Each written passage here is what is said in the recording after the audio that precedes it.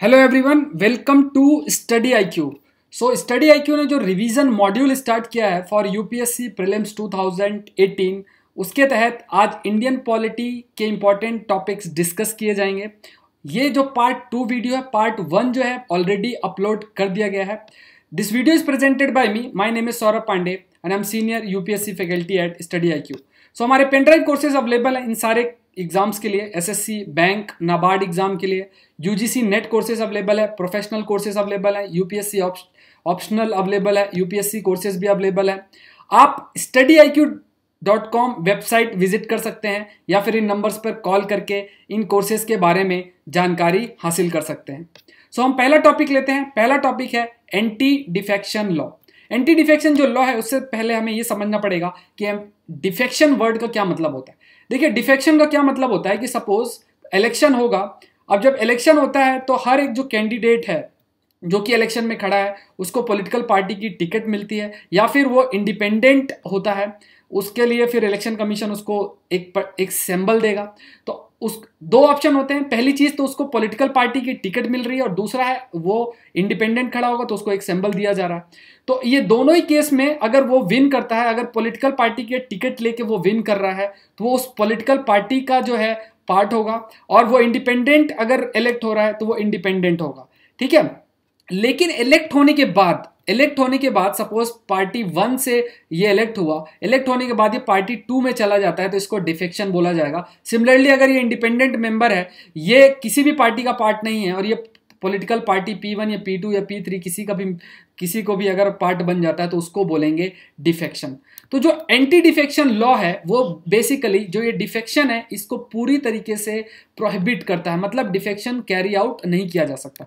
देखिए, coalition government जब से आई है, कोलिशन एरा जब से स्टार्ट हुआ है, उसके बाद से जो कोई भी एक पार्टी है, मान लीजिए बीजेपी है तो उसके पास 285 सीट्स हैं और वो आप मानिए कि एक सिंगल मेजोरिटी पार्टी है। लेकिन अगर आप देखें तो काफी टाइम तक एक पार्टी को मेजोरिटी नहीं मिलती पार्लियामेंट में। तो इसी के तहत क्या होता है, जब गवर्नमेंट जो फॉर्म होती है उसमें कई सारी पॉलिटिकल पार्टीज पार्ट होती हैं, और ये अगर एंटी डिफेक्शन लॉ नहीं होगा तो ये किसी ना किसी तरीके से क्या होगा, हॉर्स ट्रेडिंग को प्रमोट करेंगे। मतलब जिसे हम हिंदी में कहते हैं खरीद फरोख्त, जो मेंबर ऑफ पार्लियामेंट या मेंबर ऑफ एमएलएज हैं गवर्नमेंट बनाने के लिए, वो प्रमोट होगा। तो इसी चीज को अवॉइड करता है कौन, एंटी डिफेक्शन लॉ। तो एंटी डिफेक्शन लॉ से रिलेटेड हम कुछ फैक्ट्स देखते हैं। पहली चीज, ये कब आया, 1985 में। कौन सा कॉन्स्टिट्यूशनल अमेंडमेंट है, 52nd अमेंडमेंट है, और किस शेड्यूल में डाला गया इसको, 10th शेड्यूल में। फैक्ट बहुत इंपॉर्टेंट है। देखिए, एमपी या एमएलए उसको डीम टू बी डिफेक्टेड तब घोषित किया जाएगा अगर वो अपनी इच्छा अनुसार रिजाइन कर दे पार्टी से, या फिर जो पार्टी के डायरेक्टिव्स हैं उनको डिसोबे करे, उनको फॉलो ना करे। अगर मान लीजिए कोई मेंबर है, उसको पार्टी खुद से मतलब हटा रही है, तब उसको डिफेक्शन उस पर अप्लाई नहीं होगा। सिमिलरली अगर कोई इंडिपेंडेंट मेंबर है, वो डिस्क्वालीफाई कर दिया जाएगा अगर उसने किसी पॉलिटिकल पार्टी को ज्वाइन किया, या फिर कोई नॉमिनेटेड मेंबर है, वो किसी भी पॉलिटिकल पार्टी को ज्वाइन कर सकता है विद इन 6 मंथ। जैसे मान लीजिए राज्यसभा में नॉमिनेटेड मेंबर होते हैं, कुछ मेंबर्स लोकसभा में भी एंग्लो इंडियंस जो है नॉमिनेट किए जाते हैं। तो अगर विद इन 6 मंथ वो किसी पार्टी को ज्वाइन कर रहे हैं तब तो ठीक है, लेकिन उसके बाद अगर वो किसी को ज्वाइन कर रहे हैं तो उसको फिर एंटी डिफेक्शन लॉ उन पर अप्लाई किया जाएगा। नेक्स्ट देखते हैं, ये लॉ में कुछ एक्सेप्शंस है। पहली चीज ये है कि मान लीजिए स्पीकर है या चेयरमैन है। अब स्पीकर या चेयरमैन इन जनरल जो होता है वो मेंबर ऑफ पार्लियामेंट के से ही इलेक्ट होके आते हैं, तो उनको कुछ एक्सेप्शन दिया गया है कि वो, क्योंकि अगर वो जब स्पीकर या चेयरमैन बनते हैं तो उनको रिजाइन करना पड़ता है पार्टी पॉलिटिक्स से, तो उन पर एंटी डिफेक्शन लॉ नहीं लगेगा।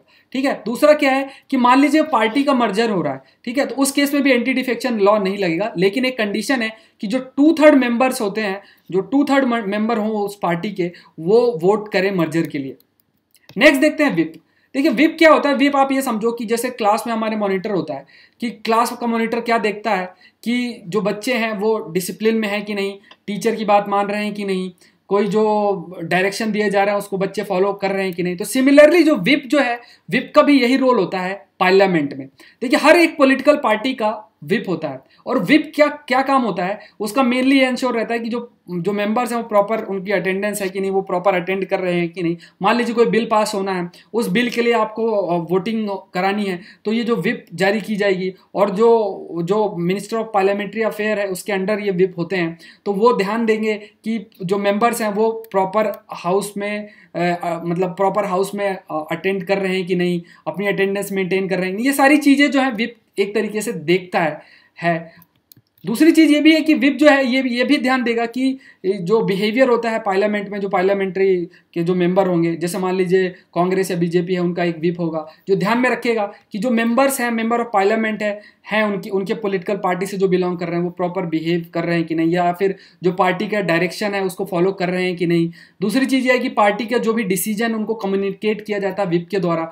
ये सारे कुछ फैक्ट्स है जो हमें ध्यान रखना है। अगर विप के डायरेक्शन को नहीं माना जाता तो ये एक तरीके से डिस्क्वालिफिकेशन को इनकरेज कर सकता है, क्योंकि उस पर अगेन एंटी डिफेक्शन लॉ लग सकता है, क्योंकि विप जो है विप उसी डायरेक्शन को देता है जो डायरेक्शन पॉलिटिकल पार्टी दे रही है। तो अगर आप विप के डायरेक्शन को नहीं मान रहे हो, इसका मतलब आप पॉलिटिकल पार्टी के डायरेक्शन को नहीं मान रहे हो, तो आप इसका मतलब क्या है, आप पर एंटी डिफेक्शन लॉ लग जाएगा। नेक्स्ट देखते हैं कि जो ऑफिस ऑफ विप है वो कहीं भी मेंशन नहीं, मतलब कॉन्स्टिट्यूशन में भी मेंशन नहीं है, ना किसी हाउस के रूल पे मेंशन है, ना किसी लॉ पे मेंशन है। तो ये क्या है, ये कन्वेंशन है। ये आप याद रखो कि ये कोई रूल नहीं है किसी हाउस का, या किसी कॉन्स्टिट्यूशन में मेंशन नहीं है, या फिर पार्लियामेंट के किसी लॉ पे जो है स्टैट्यूट जो है उस पर भी मेंशन नहीं है। बट ये किस पे मेंशन है, ये सिर्फ एक कन्वेंशन है। जैसे मान लीजिए पब्लिक अकाउंट कमेटी जो होती है, उस पब्लिक अकाउंट कमेटी का जो चेयरमैन कौन होता है, ऑपोजिशन का जो मतलब ऑपोजिशन पार्टी से होता है, ठीक है। तो ये कन्वेंशन है, ये कोई रूल या कोई लॉ के तहत नहीं। अगर कोई पार्टी जो है पावर में है, वो चाहे कि किसी मतलब अपने पार्टी के मेंबर को उसका चेयरमैन बना दे, तो ऐसा कोई उसमें कोर्ट नहीं जा सकता। बट ये अगेन एक कन्वेंशन है जो कि पार्लियामेंट में फॉलो किया जाता है। सिमिलरली विप की जो पोस्ट है, ऑफिस ऑफ विप है, वो भी एक कन्वेंशन है। ये फैक्ट आप ध्यान रखो। लेकिन ये जरूर कहा जाता है कि जो विप की कंसेप्ट है वो ब्रिटिश रूल से, ये कॉलोनियल ब्रिटिश रूल से इनहेरिट किया गया। नेक्स्ट देखते हैं 8 शेड्यूल। देखिए 8 शेड्यूल जो है उसमें मेनली जो लैंग्वेजेस हैं वो मेंशन्ड है। हमें क्या ध्यान रखना है, पहली चीज़ कि कितनी लैंग्वेज है वो याद रखो 22। दूसरी चीज़ आप याद रखो कि किस अमेंडमेंट के तहत कौन सी लैंग्वेज आई। जैसे मान लो सिंधी है, वो किस में आई, 21st अमेंडमेंट एक्ट के बाद आई। फिर 71st अमेंडमेंट एक्ट में ये लैंग्वेज है कोंकणी, मणिपुरी, नेपाली। फिर लेटेस्ट कौन सा है, 92nd अमेंडमेंट एक्ट जो कब आया, 2003 में, और उसमें बोडो, डोगरी, मैथिली और सांथली ये लैंग्वेज है। तो आपको ये याद रखना है। प्लस आप याद रखो कि ओरिजिनली 14 थी, उसके बाद 8 लैंग्वेजेस ऐड की गई। नेक्स्ट देखते हैं जो ये member of parliament local area development scheme है, एमपी लैट जो है, ये कब इंट्रोड्यूस हुई, 1953 में। और इसको ये याद रखो कि कौन सी मिनिस्ट्री जो इसको इम्प्लीमेंट कर रही है, तो ministry of statistics and programme implementation. देखो इसकी जगह कोई और लिख देंगे, मतलब वो लिख सकते हैं कि ministry of rural development, ministry of urban affairs, या कुछ ऐसा लिख देंगे जो आपको सही लगे। लेकिन अगेन ये मिनिस्ट्री डिफरेंट है, इसका नाम आप याद रखो। दूसरी चीज़ क्या है, इसमें इस स्कीम के तहत जो मेंबर ऑफ पार्लियामेंट है उसको ₹5 करोड़ पर एनम दे दिया जाता है, जिसके लिए वो मेंबर ऑफ पार्लियामेंट उस मनी को यूज़ कर सकता है for the development of the local area. मतलब जिस कंस्टिट्यूएंसी से वो बिलोंग करता है उसके डेवलपमेंट के लिए उस मनी को यूज़ किया जा सकता है। नेक्स्ट देखते हैं रिकॉग्निशन ऑफ पॉलिटिकल पार्टी। कुछ क्राइटेरिया है, उन क्राइटेरिया के बेसिस पे किसी भी पॉलिटिकल पार्टीज को जो है उसको स्टेट पार्टी या नेशनल पार्टी का दर्जा दिया जाता है। तो पहले स्टेट पार्टी देखते हैं। देखो पहले स्टेट पार्टी बनने के लिए आपको 6% वैलिड वोट जो विधानसभा में पोल हुई हैं वो आपको मिलना चाहिए, और साथ में 2 सीटें असेंबली में होनी चाहिए साथ में, या 6% वैलिड वोट आपको लोकसभा इलेक्शन में उस स्टेट में जो कंसर्न स्टेट है वहाँ पे जो लोकसभा इलेक्शन के दौरान जो वैलिड वोट पोस्ट हुए हैं उनके 6% वोट आपको मिले, साथ में 1 सीट भी लोकसभा की मिले वहीं से। फिर उसके बाद 3% आप सीट जीतो विधानसभा इलेक्शन के लिए, या फिर 3 सीट असेंबली में, ठीक है, जो भी आपका ज़्यादा हो। नेक्स्ट आप ध्यान में देखो कि एटलीस्ट जो है 1 सीट आपकी लोकसभा में होनी चाहिए, है ना, for every 25 seat allotted to the state. उस स्टेट में जो 25 पर सीट है उनमें से हर एक अगर 1 सीट आपकी है तो उस केस में भी आपको स्टेट पार्टी का दर्जा मिलेगा। नेक्स्ट है कि आप 8% टोटल वैलिड वोट्स जो है, जो कि पोल्ड हुई हैं उस स्टेट में लोकसभा या विधानसभा इलेक्शन के टाइम पे, तो उस अगर आपको मिल रही हैं तब भी आप स्टेट पार्टी का दर्जा मिलेगा। अब ये चीज़ 2011 में इंट्रोड्यूस हुई है, जो लास्ट पॉइंट है, तो इसे आप ध्यान रखो। नेक्स्ट देखो नेशनल पार्टी। नेशनल पार्टी कब पॉलिटिकल पार्टी बनती है? अगर उसे 4 या उससे ज़्यादा स्टेट्स में उसको है ना पॉलिटिकल पार्टी को एक तरीके से आप मानो कि स्टेट पार्टी का दर्जा मिला हुआ है, तो उसे नेशनल पार्टी बोला जाएगा। नेक्स्ट देखो कि सिक्योर, अगर वो 6% वैलिड वोट उसको मिल रहे हैं कहाँ पे, 4 या उससे ज़्यादा स्टेट लोकसभा या विधानसभा इलेक्शन में, और साथ में उसको 4 सीट्स मिल रही हैं किसी भी स्टेट मतलब लोकसभा में फ्रॉम मतलब किसी भी स्टेट से, तब भी उसको नेशनल पार्टी का दर्जा मिलेगा। या फिर ये वो विन कर रहा है 2% of seats in Lok Sabha election, और ये जो कैंडिडेट है वो 3 डिफरेंट स्टेट से इलेक्ट होकर आ रहे हैं, तब उसको मिलेगा। अब एक इलेक्शन कमीशन रूल चेंज किया है कि जो रिव्यू किया जाएगा कि किस पार्टी को स्टेट पार्टी बनाया जाएगा या किस पार्टी को नेशनल पार्टी का जो दर्जा मिला है, उस चीज़ को जो रिव्यू होगा वो 10 ईयर के पीरियड के बाद होगा। अब ये चेंज थोड़ा आया है, इसको आपको ध्यान रखना। पहले ये 5 में होता था, अब इसको कब किया जाएगा? After every 10 years. नेक्स्ट देखते हैं first past the post system. देखिए first past the post system जो है वो बहुत इंपॉर्टेंट चीज़ है जो हमें ध्यान रखनी है। पहले हम इसका मतलब समझते हैं। देखिए मान लीजिए इलेक्शन हो रहा है और उसमें कई सारे कैंडिडेट है, 1 2 3 4 5 6 7 8 कैंडिडेट है। अब ये जो कैंडिडेट हैं इनमें से ये कोई फर्क नहीं पड़ता कि किसको कितनी वोट मिली है, जीतेगा वही जो सबसे ज़्यादा वोट। मान लीजिए इसको 10 वोट मिला है, बाकी को 9 8 7 6 4 3 ऐसे वोट मिला है, तो जिसको 10 वोट्स मिले हैं वो जीत जाएगा। इसका मतलब जो सबसे पहले पोस्ट को पास करेगा वो एक तरीके से क्या है, वो विनर है। अभी 10 वोट पाने के बाद भी हम ये नहीं कह सकते कि ये सबका रिप्रेजेंटेटिव है, क्योंकि हो सकता है इसको 20% वोट्स ही मिले और 80% ने इसको रिजेक्ट किया, लेकिन 20% ने इलेक्ट किया, तो इसको ये जो है रिप्रेजेंटेटिव बन जाए सबका। लेकिन यही एक ड्रॉबैक भी है, क्योंकि जो वो बाकी की जो 80% वोट्स हैं वो इनके बीच में बट गई, और इस वजह से क्या हुआ, विनिंग किसको विन कौन किया? विन वो किया जिसके पास ज़्यादा वोट है। तो ये इसी वजह से आप अगर देखो कि जो हमारी कंट्री के अंदर जो कास्ट बेसिस पे डिवीज़न है या रिलीजन बेसिस पे जो डिवीज़न है, पॉलिटिकल पार्टीज उस चीज़ को काफ़ी प्रमोट करती हैं, क्योंकि अगर ये डिविजन्स होंगे तो जो वोट है वो बटेंगे और वोट कंसोलिडेट नहीं होंगे, या फिर वो पोलराइजेशन करते हैं जिससे कि वोट कंसोलिडेट हो और वो जीते। तो इसी को हटाने के लिए कई लोग रिकमेंड भी करते हैं कि हाइब्रिड सिस्टम लेके आओ। हाइब्रिड सिस्टम में first past the post system भी हो और साथ में प्रोपोर्शनल रिप्रेजेंटेशन भी हो। मतलब कि first past the post system plus proportional representation.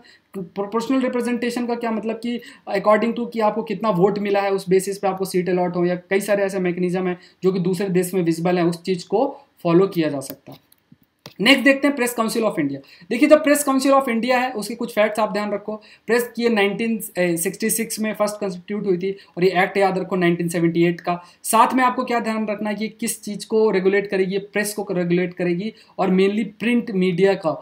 Electronic media को ये रेगुलेट नहीं करती। इलेक्ट्रॉनिक मीडिया में जैसे मान लो जो डिफरेंट न्यूज़ चैनल्स होते हैं इनको ये रेगुलेट नहीं करेगा, प्रिंट मीडिया को ये रेगुलेट करेगा। दूसरी चीज़ याद रखो कि इसका जो एक चेयरमैन होता है जो कि in general retired supreme court का जज होगा, प्लस 28 अदर मेंबर्स होते हैं, ये हमें ध्यान रखने हैं।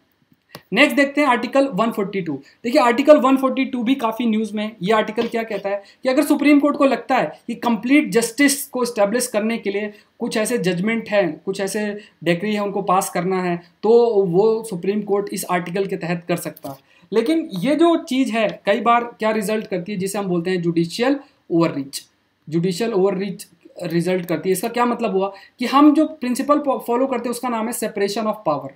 Separation of power between legislature, executive and judiciary. इसका सेपरेशन ऑफ पावर का मतलब कि एग्जीक्यूटिव जुडिशरी को इंटरफेयर नहीं करे और जुडिशरी जो है एग्जीक्यूटिव को इंटरफेयर न करे। लेकिन कई बार ऐसा होता है कि जुडिशरी जो है इस आर्टिकल को यूज़ करके जुडिशियल ओवररीच करती है और एग्जीक्यूटिव के डोमेन में पहुंच जाती है। एग्जीक्यूटिव का जो रिस्पॉन्सिबिलिटी है उसको जुडिशरी निभाने लगती है। तो ये चीज़ जो है काफ़ी क्रिटिसिज्म भी फेस करती है। जैसे मान लीजिए हाईवे है, वहाँ पे लीकर बैन करना, ये चीज़ एक तरीके से एग्जीक्यूटिव का एक्शन होना चाहिए था, लेकिन इस चीज़ को किसने किया? जुडिशरी ने किया। तो इस वजह से ये आर्टिकल 142 काफ़ी न्यूज़ में जो हमें याद रहना चाहिए। नेक्स्ट देखते हैं अल्टरनेटिव डिस्प्यूट रिड्रेसल सिस्टम। देखिए हमारी कंट्री में कौन सा सिस्टम है? Integrated judicial system. Integrated judicial system का मतलब है आपका डिस्ट्रिक्ट कोर्ट है, उसके बाद हाई कोर्ट है और फिर उसके बाद सुप्रीम कोर्ट है। ये तीनों कोर्ट है ओके। अब इनको कॉम्प्लीमेंट करने के लिए आपके पास अल्टरनेटिव डिस्प्यूट रिड्रेसल सिस्टम है। जैसे मान लीजिए आर्बिट्रेशन है, इसका हमें मतलब पता होना चाहिए। आर्बिट्रेशन का क्या मतलब हुआ कि एक थर्ड न्यूट्रल पार्टी है, वो बेस्ड ऑन मेरिट एक जजमेंट देगी जो दोनों पार्टी पर बाइंडिंग हो जाएगा, तो ये आर्बिट्रेशन हो गया। मीडिएशन का क्या मतलब है कि एक थर्ड पार्टी है, दोनों के बीच मीडिएट करेगी और फिर डिस्प्यूट रेजोल्यूशन की तरफ मूव किया जाएगा। थर्ड नेक्स्ट क्या है, कंसिलेशन। कंसिलेशन का क्या मतलब हुआ कि एक कॉम्प्रोमाइज की तरफ मूव किया जाएगा और या वॉलेंट्री एग्रीमेंट की तरफ मूव किया जाएगा दोनों पार्टीज के बीच में जो कि डिस्प्यूट है। तो ये तीनों को यूज करके जिसको हम कहते हैं अल्टरनेटिव डिस्प्यूट रिड्रेसल, ये तीनों अगर आर्बिट्रेशन, मीडिएशन और कंसिलेशन, अगर ये तीनों चीज जो है ये जो जुडिशरी है उसके बर्डन को काफी रिड्यूस कर सकती हैं। ठीक है। नेक्स्ट हम देखते हैं नालसा। नालसा क्या है, नेशनल लीगल सर्विस अथॉरिटी। ठीक है, ये कब आई, लीगल सर्विस अथॉरिटी एक्ट 1987। और ये मेनली क्या है कि ये फ्री लीगल सर्विस दे रही है किनको, वीकर सेक्शन ऑफ जो सोसाइटी है उनको। बाय कैसे, लोक अदालत इस्टेब्लिश करती है। अगर ये लोक अदालत इस्टेब्लिश नहीं होंगी तो क्या होता है कि मैक्सिमम केस में जस्टिस के लिए लोगों को कोर्ट में जाना पड़ता है, फिर उसमें लॉयर को पैसा देना, फिर वो जजमेंट में भी काफ़ी टाइम लग जाता है। तो जो जस्टिस है उसको जल्दी डिलीवर करने के लिए लोक अदालत काफ़ी इंपॉर्टेंट रोल प्ले करती हैं। और ये जो है किसके तहत, इस एक्ट के तहत लोक अदालत सेट की जाती है। और ये जो है एक तरीके से जो नेशनल लीगल सर्विस अथॉरिटी है, ये कब कॉन्स्टिट्यूट हुई, 5 दिसंबर 1995 को। और ये गाइडलाइंस इशू करती है किसको, स्टेट लीगल अथॉरिटीज़ को, जिससे कि जो दूसरे लीगल प्रोग्राम्स और स्कीम्स है उनको इम्प्लीमेंट किया जा सके through out the country. Next topic है ग्राम न्यायालय। देखिए ग्राम न्यायालय क्या है, ये भी जो जस्टिस सिस्टम का काफ़ी इंपॉर्टेंट रोल प्ले करते हैं। ये कैसे, मान लीजिए कि ये किस एक्ट के तहत है, ग्राम न्यायालय एक्ट 2008। ग्राम न्यायालय एक्ट 2008। तो ये रूरल एरियाज में जस्टिस डिलीवरी के लिए काफ़ी इंपॉर्टेंट रोल है इनका। ये ग्राम न्यायालय सेट किया जाएगा और फिर ये क्या है, जस्टिस को डिलीवर कर सकती हैं। मतलब जो लोग हैं जिनको कई सारे प्रॉब्लम्स हैं तो ये यहाँ जा सकते हैं और जस्टिस के लिए डिमांड कर सकते हैं। ये जो स्टेट गवर्नमेंट है, ये पॉइंट आप याद रखो कि स्टेट गवर्नमेंट है वो इस्टेब्लिश करेगी किसको, ग्राम न्यायालय को। लेकिन उसके लिए कंसल्टेशन किससे लेगी, रेस्पेक्टिव हाई कोर्ट से। जो भी हाई कोर्ट होगी उस स्टेट में, उससे उसको कंसल्ट करना पड़ेगा जब ग्राम न्यायालय उसको सेट करना। नेक्स्ट देखते हैं ट्रिब्यूनल्स। देखिए ट्रिब्यूनल्स भी बहुत इंपॉर्टेंट रोल प्ले करती हैं हमारे जो जुडिशियल सिस्टम है, इनको हम क्वासी जुडिशियल बॉडीज भी कह सकते हैं। देखिए स्वर्ण सिंह कमेटी ने रिकमेंड किया था और उसके बाद 42nd अमेंडमेंट एक्ट जो था उसमें इनके बारे में चर्चा भी हुई। और इसके बाद ही 323 जो ए है और 323 बी, ये दोनों आर्टिकल इंट्रोड्यूस किए गए किसमें, हमारे कॉन्स्टिट्यूशन में। मतलब कि ओरिजिनली जो था वो ट्रिब्यूनल जो हमारा कॉन्स्टिट्यूशन में मेंशन नहीं थे। 42nd अमेंडमेंट के बाद जो है ट्रिब्यूनल्स को मेंशन किया गया हमारे कॉन्स्टिट्यूशन में। अब हम क्या समझते हैं, जो आर्टिकल 323 ए और 323 बी के बीच जो डिफरेंस है। देखिए 323 जो है क्या डील करता है, एडमिनिस्ट्रेटिव ट्रिब्यूनल। अब एडमिनिस्ट्रेटिव ट्रिब्यूनल आप ये मानो कि एक एक्ट जो आया एडमिनिस्ट्रेटिव ट्रिब्यूनल एक्ट, जो कि मेनली किस चीज़ से डील करता है, विद रिस्पेक्ट टू रिक्रूटमेंट और जो कंडीशन ऑफ सर्विस होती है उससे रिलेटेड। अब इसके तहत ही क्या हुआ, आपके पास कैट जो है वो इस्टेब्लिश हुई। जो कैट है वो इस्टेब्लिश हुई, जो कि अगेन सेंट्रल एडमिनिस्ट्रेटिव जो ट्रिब्यूनल है उसको इस्टेब्लिश किया गया, जो कि किस लिए है, अगेन जो रिक्रूटमेंट रिलेटेड जो इश्यूज हैं जो कि सेंट्रल गवर्नमेंट के एम्प्लॉयज़ हैं, दूसरे एम्प्लॉयज़ जो फेस कर रहे हैं वो कैट के पास जा सकते हैं। तो ये जो 323 ए के तहत जो एडमिनिस्ट्रेटिव ट्रिब्यूनल बनाया, और ये जो पावर है इन ट्रिब्यूनल्स को बनाने का वो सिर्फ पार्लियामेंट के पास है। मतलब सेंट्रल गवर्नमेंट ही इन ट्रिब्यूनल्स को बना सकती है, स्टेट गवर्नमेंट के पास पावर नहीं है। अगर स्टेट एडमिनिस्ट्रेटिव ट्रिब्यूनल्स भी बनाई जाएंगी तो वो भी किसके द्वारा बनाई जाएंगी, वो बनाई जाएंगी किसके द्वारा, सेंट्रल गवर्नमेंट के द्वारा, ना कि स्टेट गवर्नमेंट के द्वारा। ऑल्दो जो स्टेट गवर्नमेंट है वो रिक्वेस्ट जरूर कर सकती है। लेकिन जब 323 की बात करें तो 323 का क्या मतलब है, 323 में ट्रिब्यूनल सेट ऐसे इश्यूज के लिए किया जा सकता है, मान लीजिए टैक्सेशन है या लैंड रिफॉर्म है ना, मान लीजिए टैक्सेशन है, ये लैंड रिफॉर्म है, ये कोई फाइनेंशियल मैटर है, उन ऐसे इश्यूज के लिए ट्रिब्यूनल सेट की जा सकती है। और ये जो ट्रिब्यूनल्स हैं, इन ट्रिब्यूनल्स को स्टेट गवर्नमेंट के पास भी पावर है कि वो भी सेट कर दें। तो ये बेसिक डिफरेंस इन दोनों आर्टिकल में। दूसरा क्या था, चंद्र कुमार केस था 1997 का, जिसमें सुप्रीम कोर्ट ने ऐसा कहा कि कैट का जो डिसीजन है उसके खिलाफ अपील की जा सकती है हाई कोर्ट के। पहले ऐसा कहा गया था कि कैट का जो डिसीजन है वो सिर्फ सुप्रीम कोर्ट तक, मतलब सुप्रीम कोर्ट में ही अपील किया जा सकता था। लेकिन सुप्रीम कोर्ट ने बोला 1997 में कि जो कैट का जो डिसीजन है वो हाई कोर्ट में भी अपील किया जा सकता है। तो आपको इस केस का नाम याद रखना है। सो इस वीडियो में हमने जो 10 इंपॉर्टेंट टॉपिक्स हैं उनको कवर किया। आई होप ये वीडियो आपके रिवीजन में हेल्प करेगा। Thank you for watching the video.